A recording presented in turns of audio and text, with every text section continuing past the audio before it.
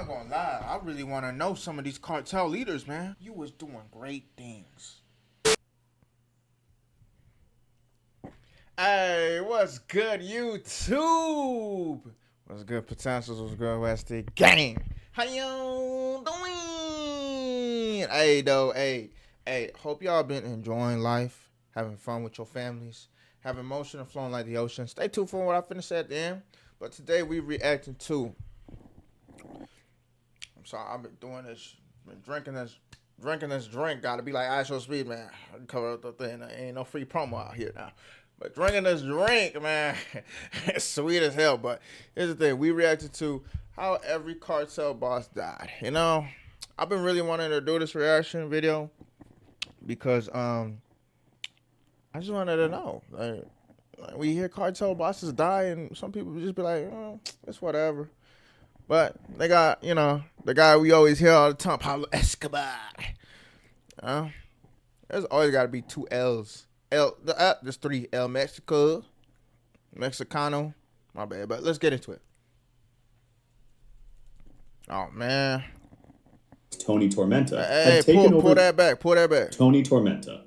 Antonio Ezequiel Cardenas Guillen, known as Tony Tormenta, had taken over leadership of the Gulf Cartel after his brother Ociel was arrested. But at the same time, Los Zetas, once the cartel's armed wing, had broken away and turned into its deadliest enemy. Tony commanded his own private army called Los Escorpiones, a squad made up of ex-police officers trained in heavy weapons and brutal tactics, so brutal that he caught the attention of the Mexican Marines. For months, they tracked him across Tamaulipas, nearly catching him several times, but each time he escaped, protected by convoys of gunmen and armored vehicles. By late 2010, however, the government made his capture a top priority, and Matamoros, his home city and stronghold, became the main battlefield. On the morning of November 5th, 2010, more than 660 Marines, backed by helicopters and armored vehicles, surrounded downtown Matamoros. Roadblocks went up, cell service was cut, and power went out in parts of the city. For hours, residents hid in fear as gunmen fought openly in the streets. Gulf Cartel sicarios hijacked buses to block military convoys. Snipers fired from rooftops, and over 300 grenades exploded during the clashes. By the afternoon, the Marines had located Tony in a downtown building. Helicopters... Oh my gosh, bro. Damn. What were Marines thinking? Like, you should have evacuated the people first and then search for dude. Why do all that in front of all the people, all the citizens and tourists that are right there? Like, you didn't care, bruh. If y'all really wanted to capture, bro, y'all should have really, like, evacuate the people. Make sure the people's safe, you know? Evacuate the people. Y'all just decided to do it in doggy world, street world. If the cats, if the nice dogs ain't really trying to play in it, who give a damn? They're gonna die too. That's what y'all was trying to do. What if a dude was trying to come home to feed his family from doing hard labor for like 7 days straight? On his 8th day, you know, he like, I'm gonna go buy some things for the family. I'm gonna come back, walk outside, and go in and go to the store and come back to my family. You guys shoot him because you guys are trying to fight out here in the streets instead of evacuate the people. Come on. Y'all talk about you, the Marines, right? Y'all should have marined yourself to evacuating the people first. Fired from above, and the military pushed through. As they got in, they eliminated Tony and several of his bodyguards. Across Tamaulipas and beyond, new roadblocks, grenade attacks, and shootouts erupted as news of his death spread. Los Zetas celebrated, hanging banners mocking the Gulf Cartel and inviting Tony's men to switch sides. El Mexicano. By 1989, Gonzalo Rodriguez Gacha, also known as El Mexicano, was one of the most feared leaders of the Medellin cartel. But by then, he had gone to war with almost everyone. The Colombian government, the DEA, the Cali cartel, FARC guerrillas, and even old allies in the emerald trade. His empire was falling apart, and his enemies had started working together to bring him down. The final hunt began when a police informant, secretly working for the Cali cartel, revealed his location. The police traced him to Cartagena, but he slipped away by boat to Tolu with his son Freddy and several others. Unfortunately for him, one of them was the same informant still passing information to the authorities. On December 15th, 1989, 2 military helicopters carrying elite police units launched the attack. and at first, Gotcha and his men tried to hide by dressing as farm workers. But when helicopters circled overhead, they ran to a red truck and attempted to escape. A running gunfight followed across the countryside, until, near a group of trees, some of his bodyguards and his son Freddy exchanged fire with police and were killed. Gotcha, with one bodyguard left, kept fleeing in the truck until they abandoned it and tried to escape on foot through a banana plantation. Cornered and wounded, Gotcha fired at a helicopter with a German submachine gun. His shots gave away his position, and the police answered with bursts of machine gun fire from above. A bullet struck him in the leg, bringing him down, and moments later another hit him in the face, killing him. 2 days later... Bro, why? Bro, you didn't... See, that's the thing, bro. If you see a helicopter, your thing to do is to just hide, especially if the forest is thick. Why are you shooting at something that's far away that has many bullets when you only have a few bullets? That don't make no sense. You know how much they could reload into that helicopter to shoot more bullets while you only got like a couple mags? Like, bro, no, bro. Like, nah, bro, that was not smart, my boy. That was not smart. On December 17th, thousands of people gathered in his hometown of Pacho for his funeral. Estimates put the crowd as high as 15,000. Pacho Herrera. That means that dude was doing something good, because if that many people came to show up for a funeral, bro, when have you noticed people show up for somebody's funeral just like that if they're not a celebrity? Not a lot of people, bro. That dude was probably doing something great. 1996, Helmer Herrera, one of the 4 leaders of the Cali cartel known as Pacho, surrendered to Colombian authorities after the other Cali bosses had been arrested. Unlike the Rodriguez Orejuela brothers, he operated more in the shadows, rarely appearing in public, and almost never being mentioned by name. But this didn't prevent him from having enemies, even while in prison. Herrera and the whole Cali cartel had long been in conflict with the Norte del Valle cartel, a powerful offshoot of Cali, and rumors spread that Herrera had betrayed their leader, Orlando Henao, by giving information to the DEA. On November 6, 1998, during a football match inside the prison, Rafael Angel Uribe Serna entered the field. Uribe was not a stranger. He had been close to Herrera for years and even worked as an advisor. Herrera reportedly stopped the game and went to greet him. They hugged, and at that moment, Uribe suddenly pulled out a gun and shot Herrera 7 times in the head. Other inmates caught him, and guards took him away, but Herrera died soon after in the hospital. Uribe later claimed Herrera had threatened his family after he failed to kill an emerald tycoon on Herrera's orders, but investigators doubted this. Many believed Uribe was acting under orders from the Norte del Valle cartel themselves. Arturo Beltrán Leiva. Marcos Arturo Beltrán Leiva, once called El Jefe de Jefes, or the Boss of Bosses, by his gunmen, had risen inside the Sinaloa cartel with his brothers by running security and drug routes for El Chapo. But after his brother Alfredo was arrested in 2008, the Beltrán Leiva clan blamed El... Chill, bro. Damn, I'm trying to say something, bro. Like, damn, I'm trying to give praise to somebody over here. Keep playing the video. Oh, now I gotta go back, bro. Hefes, yeah, bro. I fuck with that name, Hefe, huh? See one of my brothers say, "What's up, Hefe?" I'm be like, "What?" I'm like, "Ain't no way, bro." I'm be like, I'll say, "What's up, boss?" But hey, man. El Chapo. But after his brother Alfredo was arrested in 2008, the Beltrán Leiva clan blamed El Chapo for betraying them. They broke away, formed their own cartel, and allied with Los Zetas, which were enemies of El Chapo, turning Mexico into a battlefield between former partners. Arturo led with brutality, filling the country with assassins, bribing officials, and spreading terror. So by late 2009, the Mexican government had made him one of its top targets. On December 11th, Arturo threw a lavish Christmas party at a mansion in Cuernavaca, but Mexican Navy Special Forces raided the house, sparking a firefight that killed 3 of his men and a neighbor. Arturo escaped, but 5 days later, intelligence led the Navy to another luxury apartment where Arturo was hiding. This time, they came with a crazy amount of force, around 200 Marines, backed by tanks and helicopters. What did the dude do? Hold up, now. We talking about, what these cartel people, how they died, but what did they do? Because all I'm seeing is just the Marines attacking them. What did they do? Did you not see the last one? I think it was the 2 last ones we reacted to on the same clip. Bro had 15,000 people pull up to his funeral. That means they should have not even tried to kill him, bro.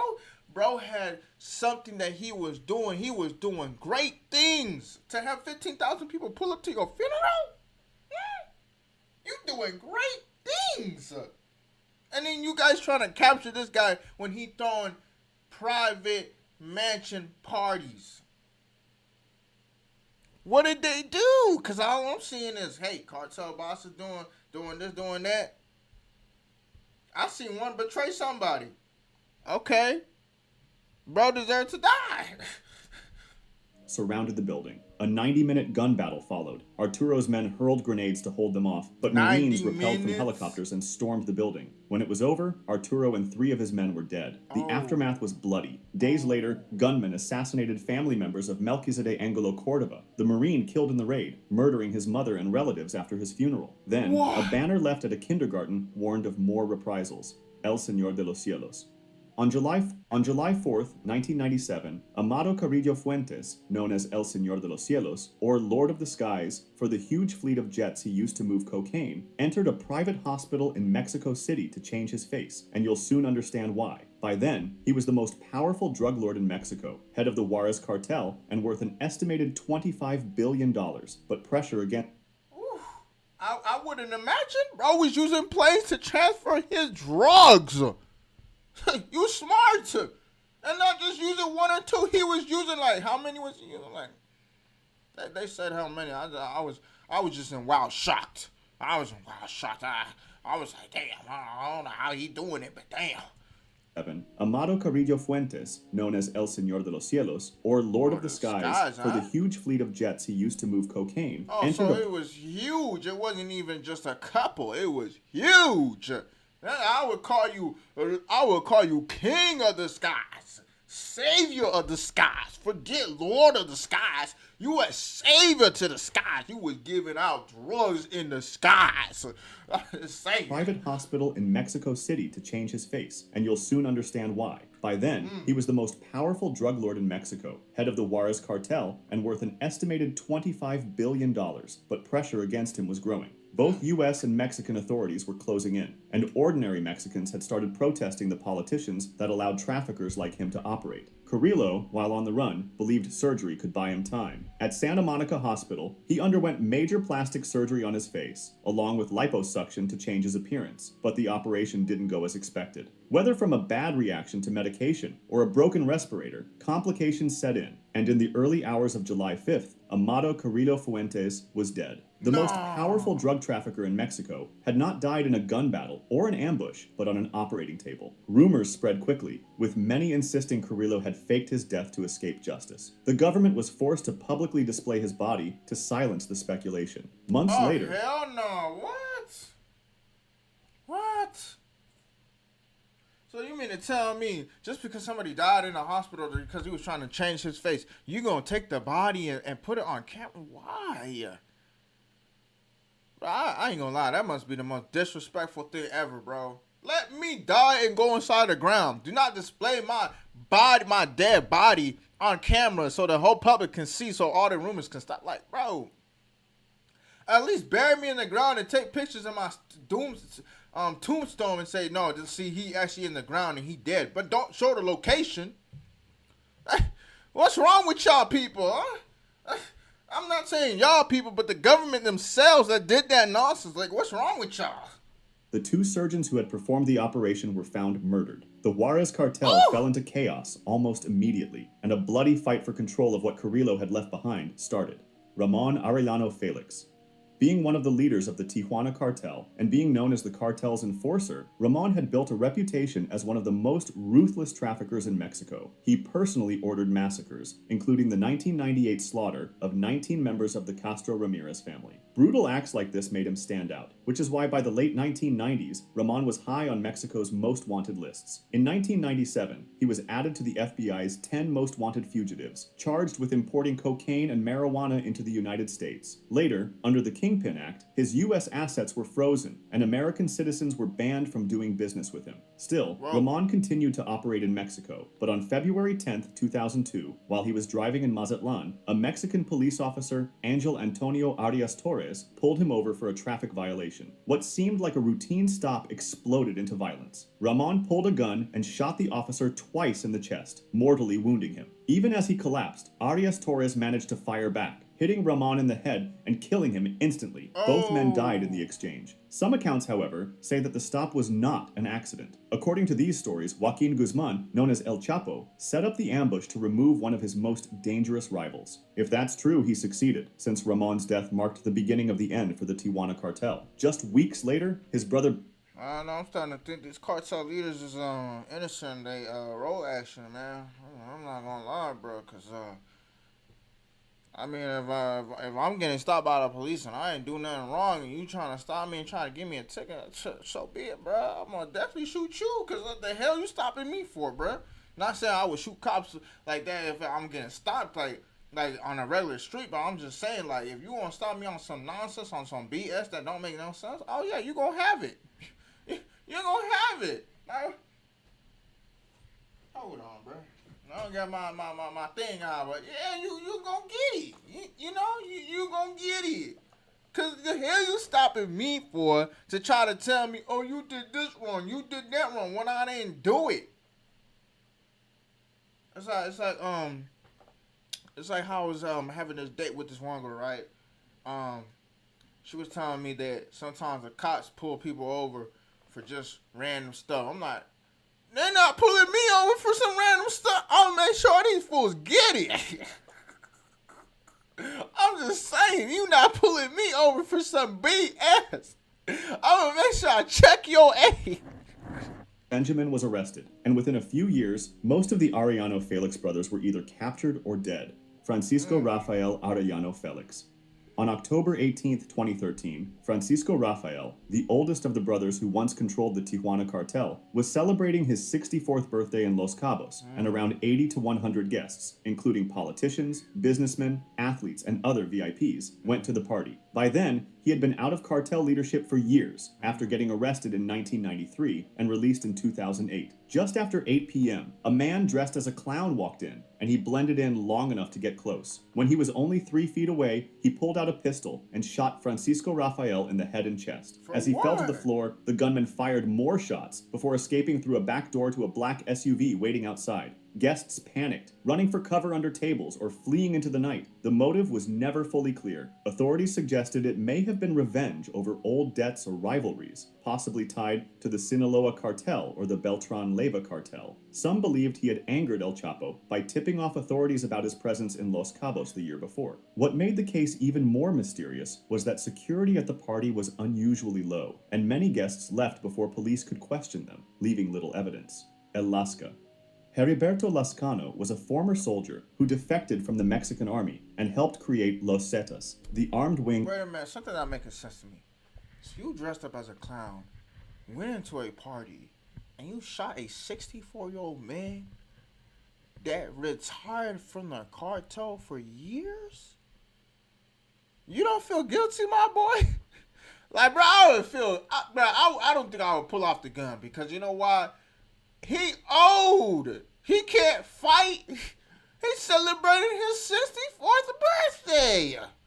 And you telling me you went in there dressed like a clown instead of dressed up like you on some type of party event thing and then go and try to execute? You dressed up as a clown to do that? Oh my gosh. Nah, bro. I mean, you did what you had to do. Whoever was paying you, whatever had to be going on. But bro, are you happy with yourself that you shot somebody that's 64 years old? Brother, I can't do it, bro. I can't do it. I can't do it, man. I can't even live with that. Knowing that I walk in there and shoot somebody that's that old, I can't do it, bro. You hear me? I cannot do something like that, bro.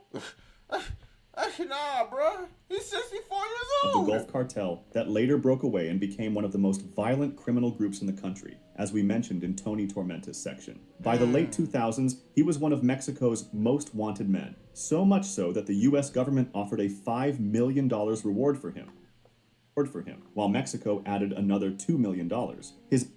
Hey, America, what's up with that? $5 million reward just to capture somebody, dead or alive, huh? I know y'all want them alive, so that's why you putting that $5 million. But if you guys can put $5 million on someone's head like that, right?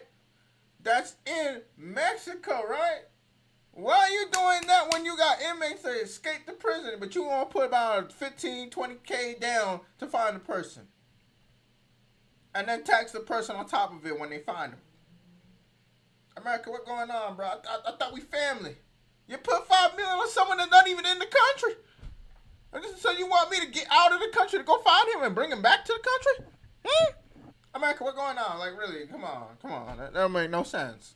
End came on October 7th, 2012, when, acting on a civilian tip about armed men at a baseball game, Mexican Marines moved in. Lazcano and a bodyguard opened fire from a white van, starting a shootout that killed both of them and one Marine. Fingerprint tests confirmed the dead man was Lazcano, making him the most powerful cartel boss killed since Mexico's drug war began in 2006. But the story didn't end there. His body was taken to a funeral home in Sabinas, Coahuila, and before officials could make the news public, a convoy of masked gunmen stormed the building, overpowered staff, and stole Lazcano's corpse. That's because in the Zetas' paramilitary culture, no man was to be left behind. His body has never been recovered. Lazcano's death cleared the way for Miguel Trevino to become the uncontested leader of Los Zetas, though he was captured less than a year later in 2013. This created an opening for rivals like El Chapo and the Sinaloa cartel, who could now more easily expand into Zetas territory.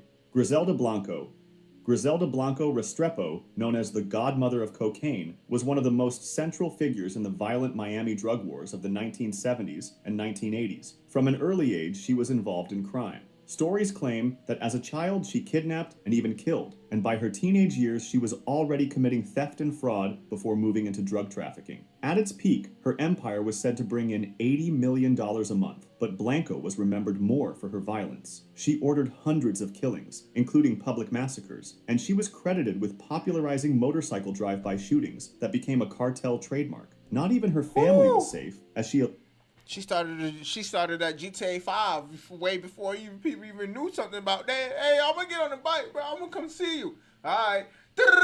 Drive by. She started that way before these people even knew about that. Started way before. Allegedly ordered the murder of her first husband, personally shot her second husband Alberto Bravo during an argument, and had her third husband killed after a custody dispute over their son, Michael Corleone Blanco, whom she had named after the character from The Godfather. Hey, I'm not gonna lie, you were dummy number one, dummy number two, because after hearing this the first time, and you get in an argument with her, like, are you crazy, bro? She's a cartel boss, my boy. Hold your tongue and don't say nothing. You like, bro, what would you think, bro? You could have just been like, you know what, right, and walk away from the argument, or say you sorry and walk away from the argument.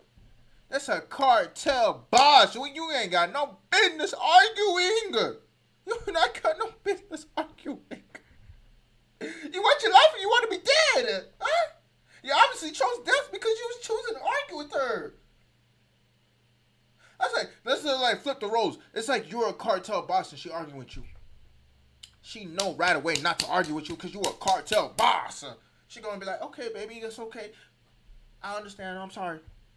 You, on the other hand, you trying to use your logical sense, and you think you trying to use your masculinity over her, bruh. This woman has done. She was successfully doing drive-by shootouts on motorcycles before they knew that in GTA, my boy. And you trying to do nonsense by arguing? Bro, what you if you walking down the street, right? After the disargument, she tell a drive-by mortalist to come get you. And they come and do you in the most disrespectful way. My boy, what you thinking?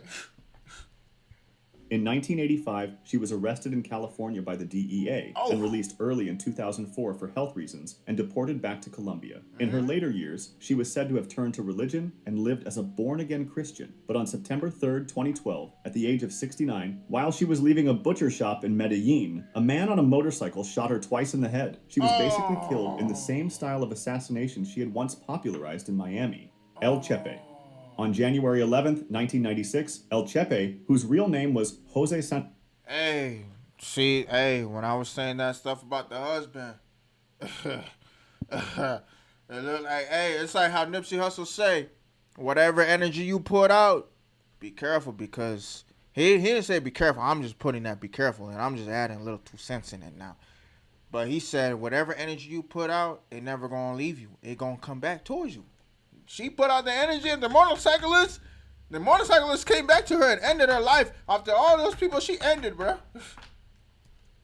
Cruz Londoño had escaped from the La Picota prison in Bogota. He was one of the founding leaders of the Cali cartel, and unlike the Medellin cartel under Pablo Escobar, which fought openly with bombings and assassinations, Cali used a quieter approach with corruption and bribery. This seemed to work, since at its peak, the cartel supplied up to 80% of the cocaine in the world. But after Escobar's death in 1993, all eyes turned to Cali. This was made worse by the bloody war with the Norte del Valle cartel that we previously mentioned. Its leaders, together with paramilitary commander Carlos Castaño and corrupt police colonel Danilo Gonzalez, agreed that Chepe had to die. They arranged an ambush disguised as a police checkpoint, and El Chepe was shot dead.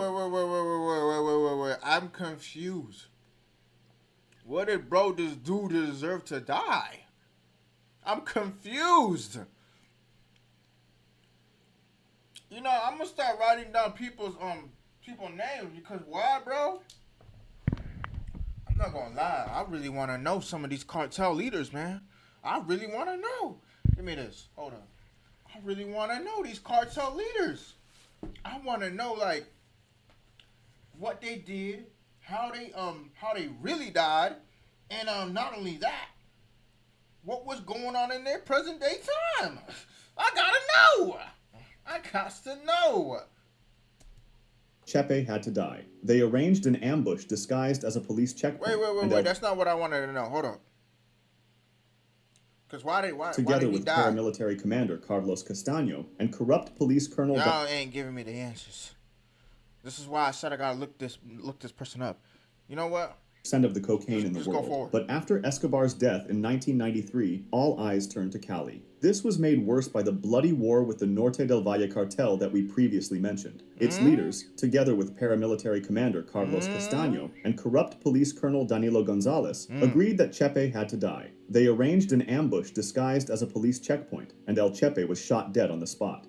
Nacho.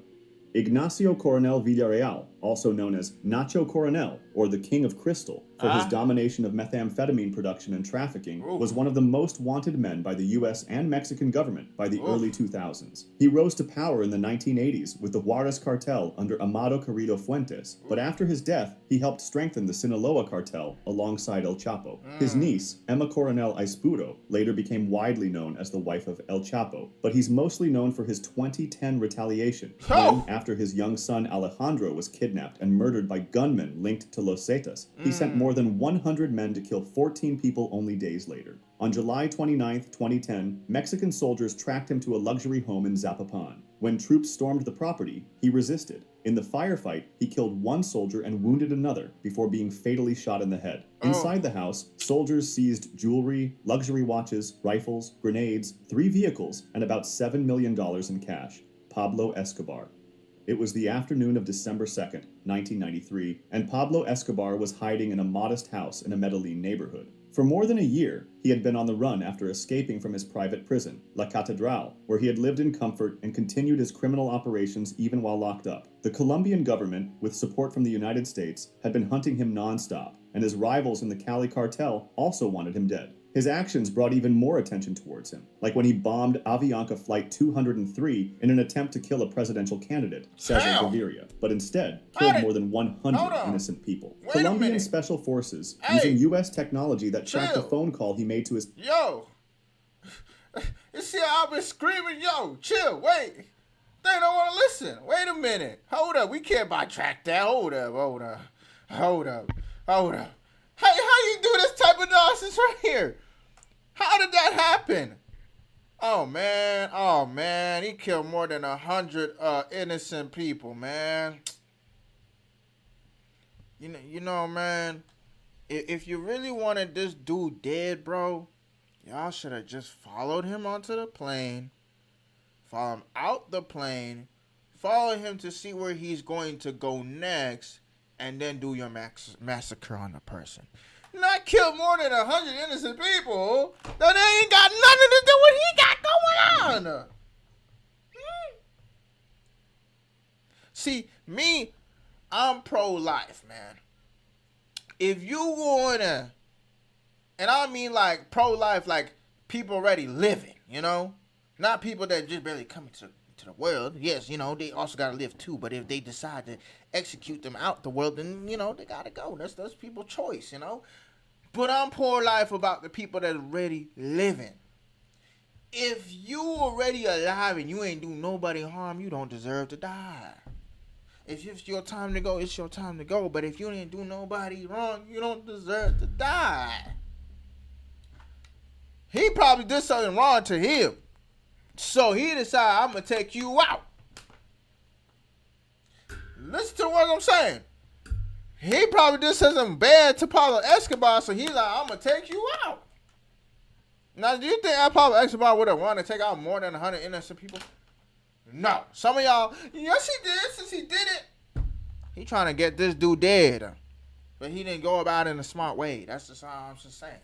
Innocent people. Colombian special forces, using U.S. technology that tracked a phone call he made to his family, found him in Medellin. As police closed in, Escobar tried to escape across the rooftops with his bodyguard, but a gunfight broke out. Bullets hit him in the torso and legs, but the shot that finished it struck his head. Some believe the police fired it, while others think Escobar shot himself. His death marked the fall of the Medellin cartel, and more than 25,000 people attended his funeral. Ooh. If you like this video, subscribe for You see what I mean?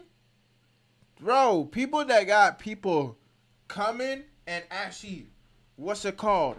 And actually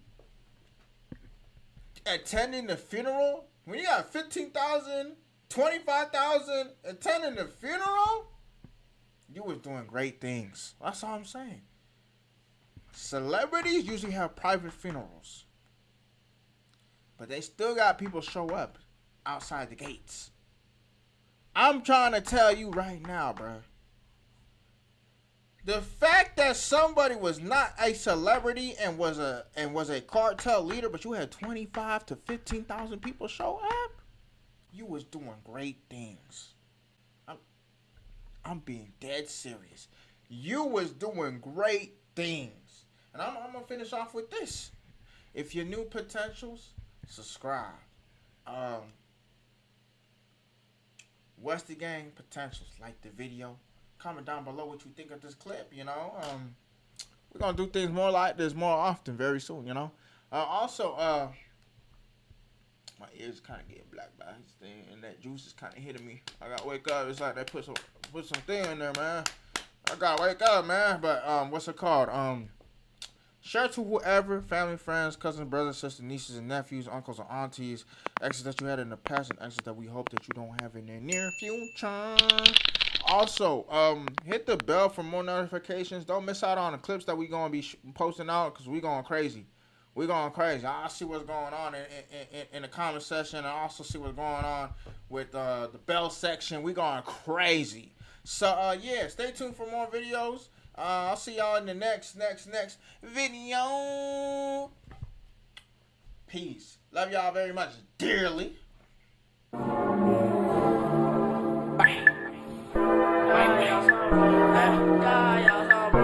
These bitches